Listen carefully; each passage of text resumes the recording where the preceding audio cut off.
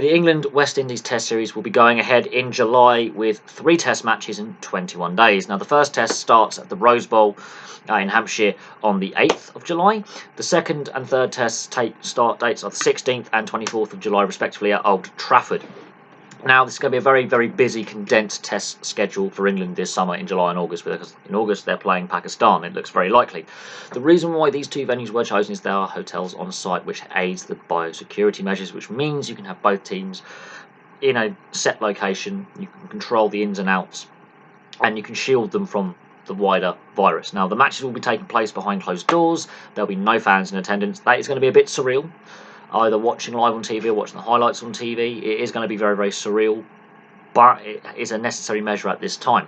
Now, the ECB have been losing money. They were very, very keen to get these test series played to recoup some of the losses that they were facing this year. The 100 not taking place, no T20 bash, none of that's taking place, so they need a way of getting some revenue streams in. This is the way.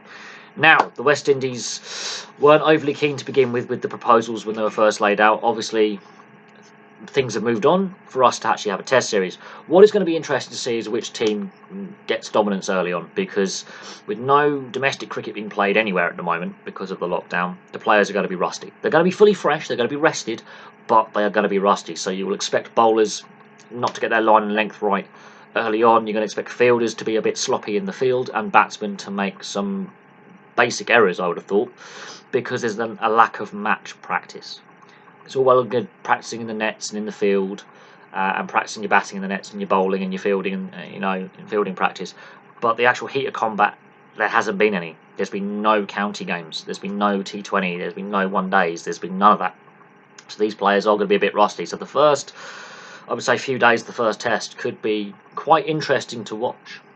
There's going to be a lot of mistakes, which could actually decide the outcome of one, if not all 3 of these tests. But it's going to be interesting to see cricket back on the TV. It's going to be exciting. Let's just see what both sides can pull out the hat. The West Indies should not be underestimated. England should not take them lightly. They may not be the team of the 80s and 90s, but they are still a very lethal and dangerous opponent on their day.